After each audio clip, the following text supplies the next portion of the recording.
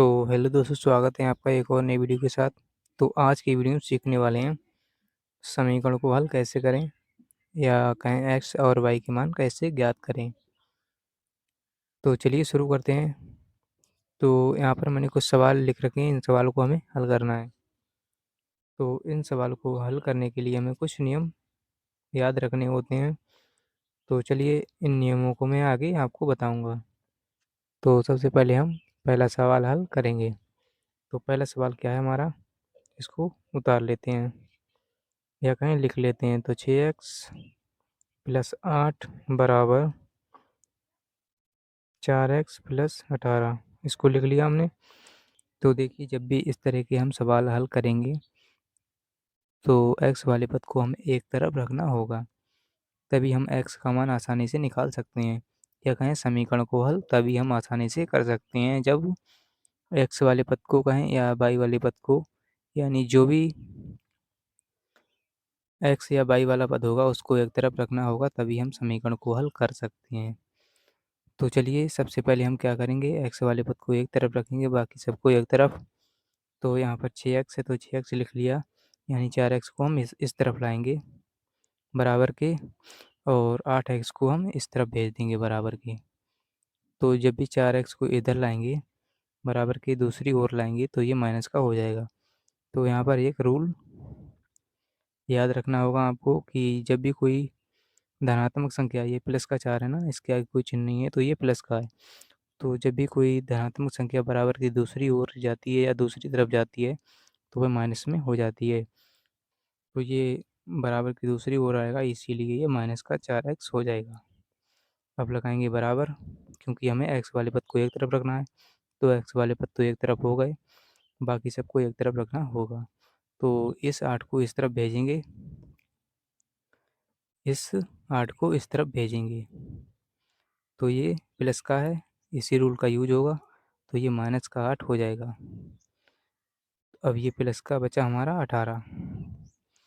अब देखिए ये सॉरी, ये 6x है, ये 4x है। तो 6 में से 4 गया, कितना बचा 2, तो 2x हो गया, बराबर लगाएंगे।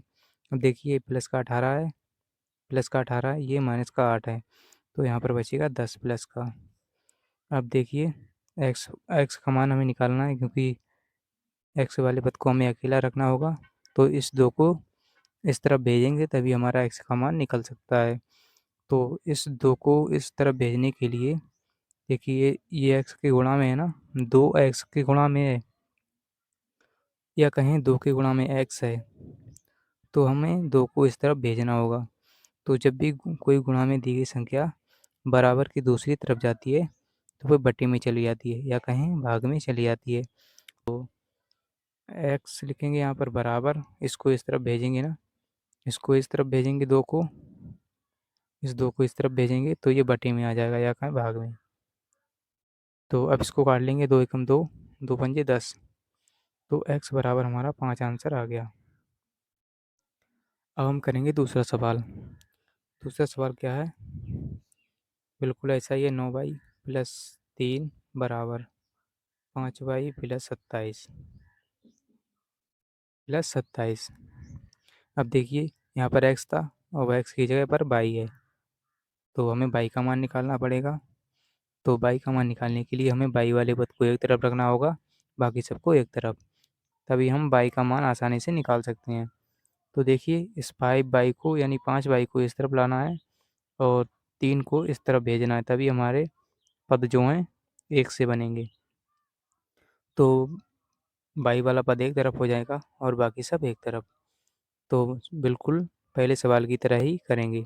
तो 9y है, 9y को लिख लेंगे, इस तरफ आएगा ये 5y, ये प्लस का है, ये 5y माइनस का हो जाएगा, बराबर लगाएंगे। और ये 27 है, या कहें सबसे पहले हम इसको भेजेंगे 3 को, ये प्लस का 3 है तो इधर माइनस का हो जाएगा 3, ये प्लस का 27 है इस तरफ, ये प्लस का 27 है, तो ये माइनस का 3 हो गया। अब हम इसको हल करेंगे, 9y, ये 5y, ये 4y बचेगा। अब बराबर लगाएंगे, ये 27 है, ये माइनस का 3 है, ये प्लस का 27 है, ये माइनस का 3 है, यहाँ पर बचेगा 24 प्लस का। तो प्लस लगाना हमें कोई ज़रूरी नहीं है। हम क्या करेंगे बाई, यानी बाई वाले पद को अकेला रखेंगे तभी बाई का मान निकलेगा। तो इस 4 को इस तरफ भेजना होगा, ये 4 क्या है बाई के गुणा में है, तो ये गुणा में है 4। जब भी कोई गुणा वाली संख्या जो है बराबर की दूसरी तरफ जाती है तो वह भाग में चली जाती है। इस रूल को आपने समझ लिया है। तो 24/4, यानी ये बटे में आ गई या भाग में आ गई, बात एक ही है। तो 4 से काटेंगे, 4 के 4, 4 चंग 24, तो बाई का मान आ जाएगा 6। ये इसका आंसर है। तो अब करेंगे हम तीसरा सवाल। तीसरा सवाल क्या है, इसको नोट कर लेते हैं। x/2 बराबर x/3 प्लस 6। तो अब क्या करेंगे, बिल्कुल वही तरीका अपनाना है, यानी x वाले पद को एक तरफ, बाकी सबको एक तरफ। तो x/2, x वाला पद इधर इधर आएगा, ये माइनस का हो जाएगा, इस तरफ जो है प्लस का है। तो x/3 बराबर 6 बचेगा इधर। तो हम क्या करेंगे, एलसीएम लेंगे अब, या कहें क्रॉस मल्टीप्लाई करेंगे, या तिरछी गुणा कर देते हैं हम। वैसे एलसीएम भी हम ले सकते हैं, या क्रॉस मल्टीप्लाई कर देते हैं, इसकी गुणा इससे, इसकी गुणा इससे। तो इस 3 की गुणा इससे करेंगे, इस 2 की गुणा इससे, और फिर लास्ट में क्या करेंगे, हर की गुणा हर से, यानी 2 की गुणा 3 से कर देंगे। तो 3x हो जाएगा ये, और इसकी गुणा इससे करेंगे तो 2x हो जाएगा, बटे में 2 की गुणा 3 से हो जाएगी, 6 हो जाएगा, यानी हर की गुणा हर से। तो बट ये बराबर में 6। अब 3x है, ये 2x है, ये 3x है, ये 2x है, यहाँ पर बचेगा x/6 बराबर 6। अब देखिए ये बटे में 6 है, कोई भी भाग वाली संख्या बराबर की दूसरी तरफ जाती है तो वह गुणा में चली जाती है, बराबर की दूसरी तरफ जाएगी तो ये गुणा में हो जाएगी। तो तभी हमारा x का मान निकलेगा, ये x बराबर 6 गुणा 6, तो x बराबर आ जाएगा 36। तो ये हो गया x का मान, यही हमारा आंसर है। अब हम करेंगे चौथा सवाल। चौथा सवाल क्या है, x/3 बराबर x/4 प्लस 5। बिल्कुल तीसरे सवाल की ही तरह है। तो x वाले पद को एक तरफ रखेंगे, यानी ये प्लस का x/4 है, ये माइनस का x/4 हो जाएगा, बराबर के इस तरफ आएगा तो, और बराबर के इस तरफ 5 रहेगा। तो x वाले पद एक तरफ हो गए, तभी हमारा x मान आसानी से निकल जाएगा। अब हम इसका एलसीएम लेंगे, या कहें क्रॉस मल्टीप्लाई, यानी तिरछी गुणा। तो 4 की गुणा इस x से करेंगे, और 3 की गुणा इस x से करेंगे, तभी हमारा क्रॉस मल्टीप्लाई हो जाएगा। तो जब भी दो भिन्नों को जोड़ना या घटाना होता है तो हम इसी ट्रिक का यूज करते हैं। तो फिर हर का गुणा हर से कर देंगे, यानी 3 का गुणा 4 से लास्ट में। तो सबसे पहले 4 का गुणा x से करेंगे, 4x हो गया, और माइनस लगाएंगे, माइनस लगाए तो 3x, यानी 3 का गुणा x से तो 3x, और बटे में 3 की गुणा 4 से, 3 चौक 12 बराबर 5। अब देखिए 4x है, 3x है, x बचेगा, बटे में 12। अब देखिए 5 बचा यहाँ पर। अब देखिए यही रूल है ना, कि जब भी कोई भाग में दी गई संख्या बराबर की दूसरी तरफ जाती है तो वह गुणा में बदल जाती है। इस रूल को आपने पढ़ लिया है, तो तभी x का मान निकल सकता है।